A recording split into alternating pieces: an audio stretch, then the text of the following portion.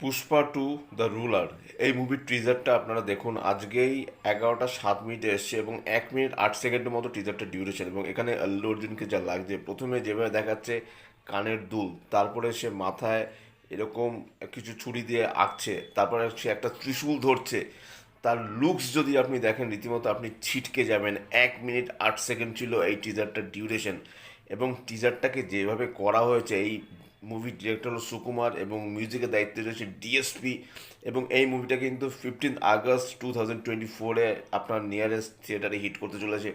এবং এখানে যেরকম লুকস, আল্লু অর্জুনকে যেরকম লাগছে, একটা মেয়ে যেরকম ড্রেস পরে থাকে, তারপর সে পা পেছনের পা দিয়ে এরকম একটু ঘষে নেয় পা দিয়ে, তারপরে তার যা লুকস, তারপরে তার যা সোয়াগ, তারপর তার সাথে যা বিজিএম আর যা অ্যাকশন, তারপরে একদম শেষে গিয়ে তার যে ভয় দেখানো, সেটা কিন্তু এক কথায় আমার দুর্দান্ত লেগেছে। আপনারা